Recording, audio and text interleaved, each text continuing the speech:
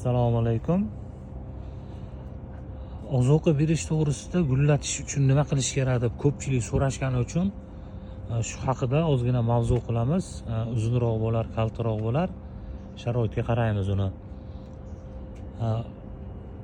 Eng asosiy ish, juda ham ko'p gapiramiz buni. Eng asosiy ish gul ekayotganda uni tuvagi bo'ladi, uni tuprog'i bo'ladi. To'g'ri tuvak tanlash, to'g'ri tuproq tayyorlash gul uchun, misol uchun uy quradigan bo'lsangiz, betoni mustahkam bo'lish kerakmi? Bunda ham xuddi shunaqa. Gul o'stirmoqchimisiz, tuprog'i zo'r bo'lish kerak, tuvagi ildiziga yarasha bo'lish kerak. Undan keyingi u ozuqasi, undan keyingi masala bo'ladi. Ko'pgina qilib ochiltirish uchun, misol uchun ko'pgina bo'lib ochilgan, kurtagi ko'p. Bularda ham xuddi shunaqa, kurtagi ko'p. Buni endi sort shunaqaroq, kurtagi ko'p sort o'zi beorroq, zo'r ochiladigan. Lekin hamma gulni prishipka qilib, kesib, shoxlatib turib, ko'pgina shox qildirsa bo'ladi. Bular kesilgan bular. Bularni 90% adashmasam, 100% bo'lmasa 90% aniq kesilgan bularni. Kesasiz, ko'pgina guli bo'ladi. Eng asosiy qilinadigan ish to'g'ri tuvak tanlash, yengil, yumshoq, nafas oladigan tuproq tayyorlash kerak bo'ladi. Namlikni uzoq ushlab turish kerak. Shu qoida shu bo'ladi. Agar shuni to'g'ri qilib, to'g'ri bajariladigan bo'lsa, undan keyin o'sha eng oxiriga yetib keladigan bizni ozuqamiz bo'ladi.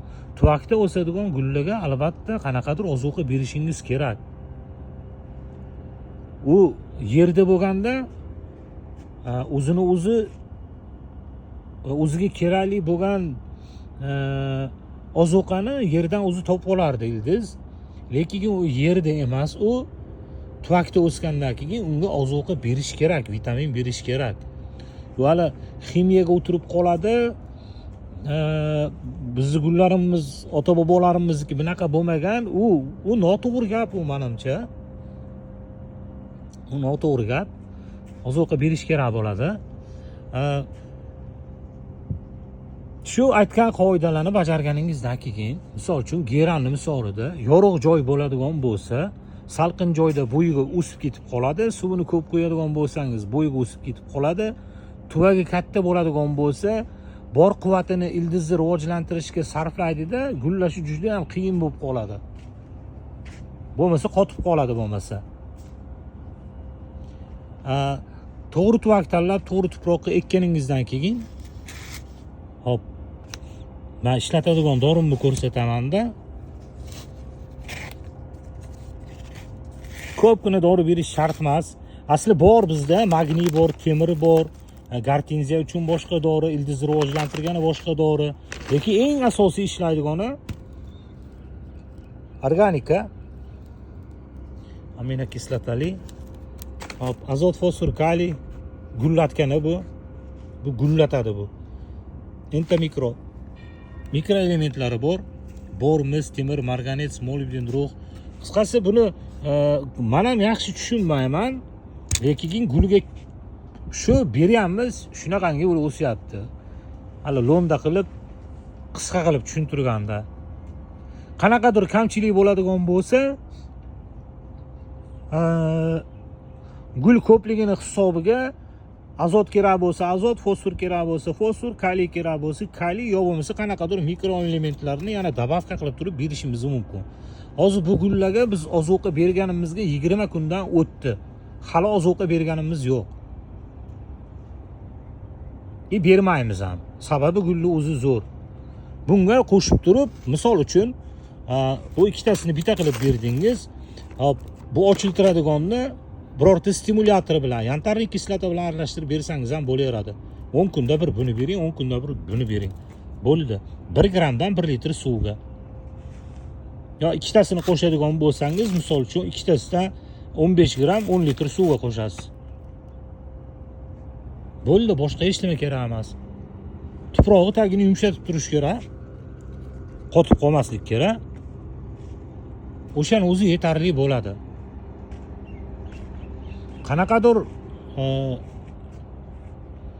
Qanaqadir ximiya beradi, yo qanaqadir siri bor. Teplitsada bitta tomoni bor, namlik bo'ladi. Влажность ozgina xonadonligiga qaraganda bu yerda ko'proq bo'ladi. Da, misol uchun qish payti 60-70% влажность namlik bo'ladi. Uni ham ta'siri bo'ladi.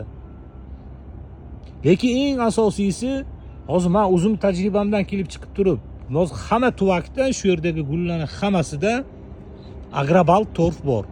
Kokosiy torf emas, agrobalt torf. Hammasida bor. Hammasini tuprog'i 50-60-70% torfdan iborat. Undan u yog'iga kompost, biogomosdan ham kuchli ozuqa bor, shundan solganmiz.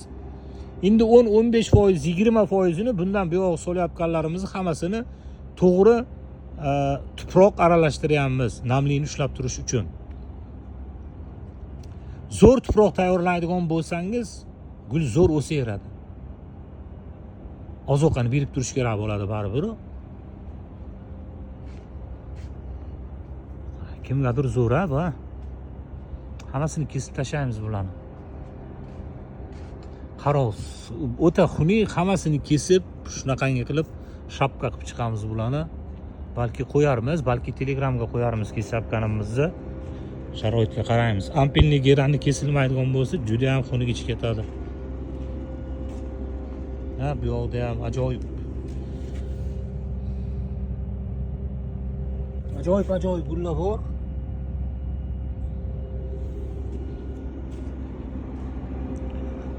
Dunyolarimiz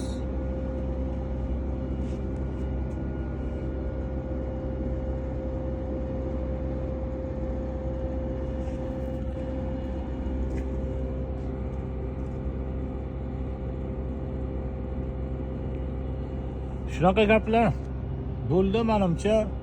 15 kunda bir marta, 10 kunda bir marta aytilgandakka aynan men ko'rsatgan ozuqa bo'lish shart emas, uni qizig'i yo'q.